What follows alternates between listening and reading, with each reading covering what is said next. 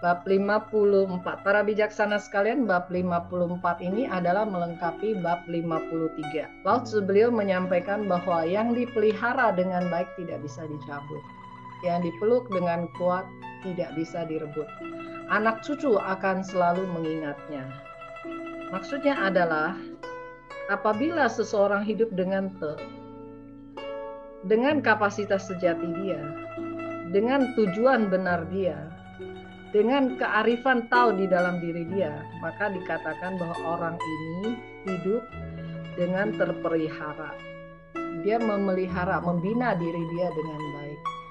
Orang yang sudah bisa menumbuhkan kapasitas sejatinya, maka dia tidak akan tergoyahkan. Dia tidak akan bisa dicabut. Dia tidak akan bisa dirontokkan atau digagalkan. Karena apa? Karena kapasitas sejatinya bukan sesuatu yang berubah-berubah. Diri dia adalah dilaksanakan dengan benar, menjadi teladan bagi orang banyak. Apa yang dia lakukan itu semuanya bermanfaat bagi orang banyak dan tidak merugikan. Karenanya itu tidak bisa dicabut. Yang dipeluk dengan kuat tidak bisa direbut. Maksudnya adalah polo miao tzu hui yang sudah timbul karena kita sangat yakin, karena kita sungguh-sungguh meyakininya, maka akan timbul polo miao tzu hui kita. Polo miao tzu hui ditimbulkan, maka pengetahuan bisa dilepaskan. Sekedar hanya pintar saja tidak cukup.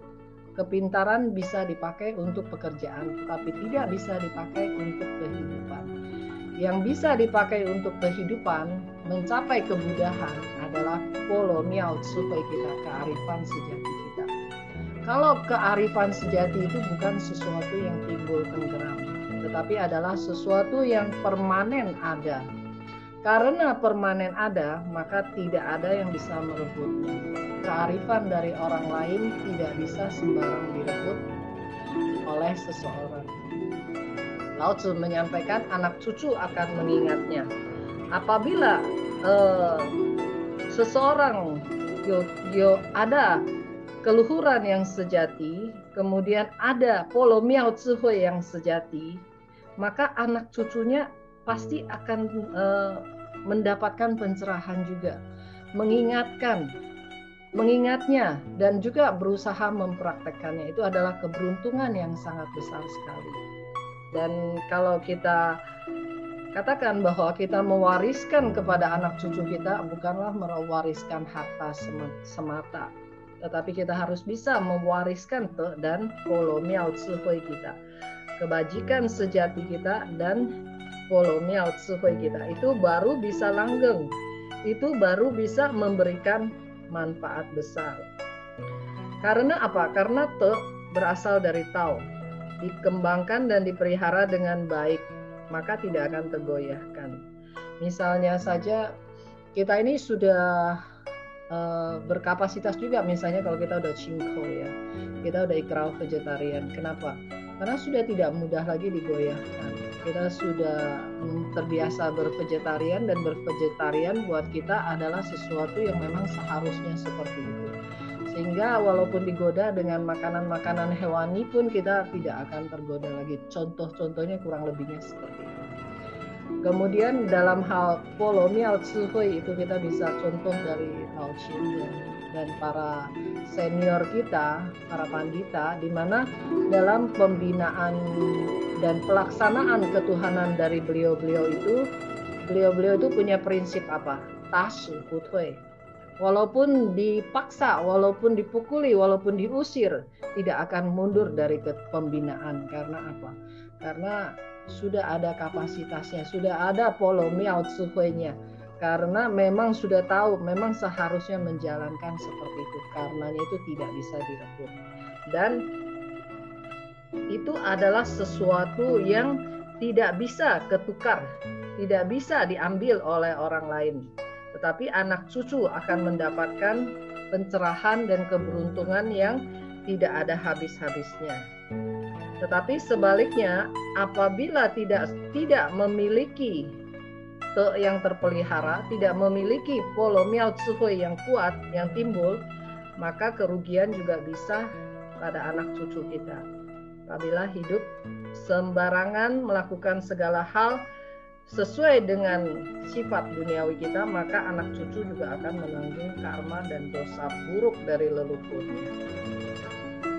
Karena Te adalah manifestasi dari Tao, maka bila diandalkan, maka tidak akan bisa hilang selamanya. Sekali dapat, selamanya adalah begitu adanya. Kemudian membina diri, kebajikan, timbulkan kebajikan sejati. Membina keluarga, timbulkan kebajikan melimpah. Membina masyarakat, kebajikan berkelangsungan. Membina negara, kebajikan menjadi sentosa. Membina dunia, kebajikan menjadi berkembang. Yang dimaksudkan oleh Lao Tzu adalah membina diri. Kita menggunakan badan jasmani ini, datang ke dunia ini sebagai manusia, kita menggunakan, bila kita menggunakan badan jasmani ini untuk mengeluarkan, untuk menampilkan kapasitas sejati kita, untuk membina diri, untuk menimbulkan diri sejati kita, maka akan timbul kebajikan sejati. Tapi apabila kita menggunakan badan ini untuk hal-hal yang menyimpang, maka otomatis kebajikan sejati tidak akan timbul. Dan kemudian apabila kita mempraktekkan apa yang sudah kita dapatkan dari membina diri kita dengan kebajikan sejati kita, kita praktekkan di dalam keluarga, maka keluarga akan mendapatkan kebajikan yang berkelimpahan. Artinya kongtauliang, keluarga itu bisa rukun, keluarga itu bisa saling menghormati, keluarga itu bisa menjadi keluarga yang berbahagia, di mana 7 turunan pun tidak akan kekurangan, maka dikatakan berkelimpahan. Kemudian apabila kebajikan sejati yang sudah kita bina, kita bawa ke dalam masyarakat, praktekkan ke dalam masyarakat, maka ini akan menjadi kebajikan yang berkelangsungan, ingat sepanjang masa dan dihormati oleh orang banyak. Contohnya aja sekarang banyak sekali orang-orang yang melakukan kerja sosial, pekerjaan, atau kita misalnya pergi melintaskan orang ciutau, itu semua adalah membina masyarakat. Maka kebajikan akan berkelangsungan, kongtauliang juga. Apabila kita mempraktekkan ini di dalam membina negara, maka kebajikan menjadi sentosa. Setiap orang tahu tahu, setiap orang mempunyai kebajikan sejati, setiap orang tidak berani melanggar nuraninya sendiri, maka otomatis negara akan maju dan sentosa. Kebajikan ini akan membuat suatu negara jauh dari bencana. Kemudian apabila kita membina diri kita dan kebajikan sejati kita gunakan untuk membina dunia, maka kebajikan menjadi berkembang. Dunia akan berterima kasih. Karena apa? Karena ide-ide yang baik yang diberikan dan hal-hal yang berguna yang kita sumbangsikan kepada masyarakat itu akan dikenang sepanjang masa dan berkembang sepanjang masa. Salah satunya adalah kitab Tao Te Ching ini kita lihat bagaimana Lao Tzu datang. Kitab Tao Te Ching ini bisa bermanfaat sampai sepanjang masa, sepanjang dunia.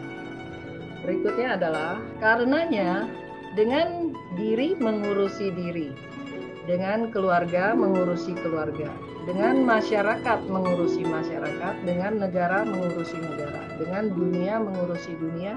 Dengan apa saya memahami kemajuan dunia, begitulah Lao Tzu di sini menyampaikan bahwa dengan diri mengurus diri. Seperti yang sudah kita bahas sebelumnya, kita setiap individu bertanggung jawab kepada diri sendiri. Kita tidak bisa merubah orang lain, tetapi kita bisa membina diri kita dengan baik. Karenanya itu kita baik bagi kita untuk mengurusi diri kita sendiri daripada mengkepoin orang lain. Daripada kita tidak berhenti mengejar keluar, lebih baik kita introspeksi ke dalam diri. Karenanya itu dengan diri mengurus diri. Kemudian kita mempraktekkannya di dalam keluarga. Di dalam keluarga kita menjaga kerukunan, menjaga kasih sayang, menjaga bakti.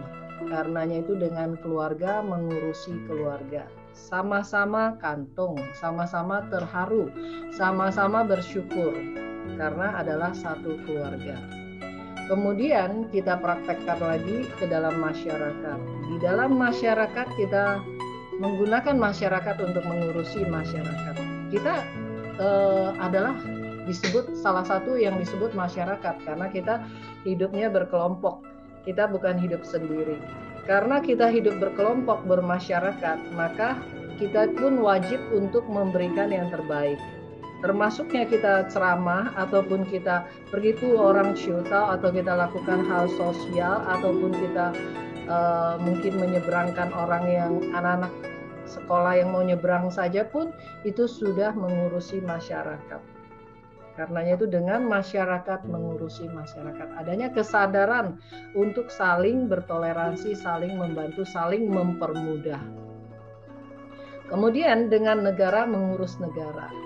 Jadi negara apabila rakyatnya tentram, apabila di dalam masyarakatnya itu saling akur dan rukun, maka negara bisa belajar bagaimana mengurusi negara. Dia bisa belajar dari negara lain, bagaimana membuat negara menjadi lebih maju dan lebih baik karena rakyatnya teratur dan baik.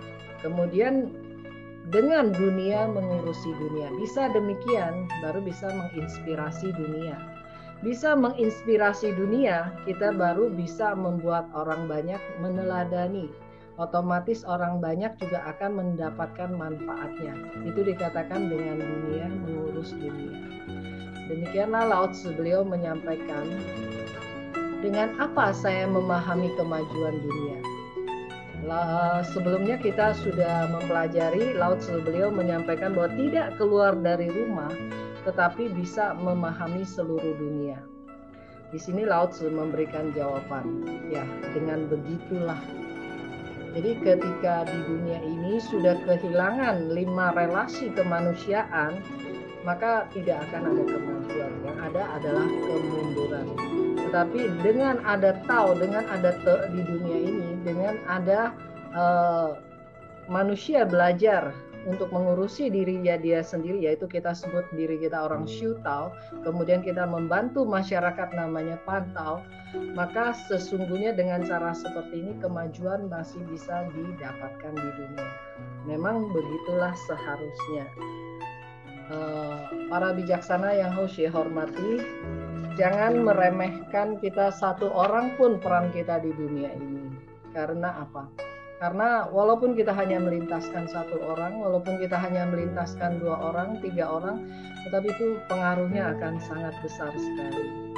Jadi apalagi kalau kita bisa melintaskan banyak orang. Jangan juga menganggap bahwa apabila kita membina diri kita, itu tidak berpengaruh kepada dunia. Tetapi Lao Tzu menyampaikan bahwa dengan membina diri kita, dengan mengembangkan te dan tau dari dalam diri kita, maka kita akan menjadi salah satu makhluk yang berpengaruh kepada dunia. Bukan hanya berpengaruh kepada dunia, tapi juga berpengaruh kepada Triloka. Karenanya itu pencapaian kemudahan bagi pembina Pancaran Putih bukanlah hal yang sulit. Memang begitulah. Lao Tzu menyampaikannya begitulah. Bayangkan betapa beruntungnya bagi kita yang sudah mendapatkan petunjuk, mendapatkan wadah ketuhanan, mendapatkan kesempatan ini dan bisa mengembangkan seluas-luasnya, sebesar-besarnya.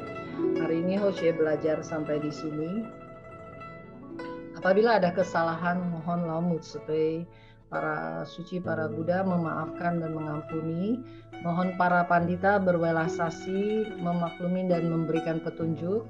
Mohon para bijaksana sekalian memaklumi. Xie xie, 各位浅贤。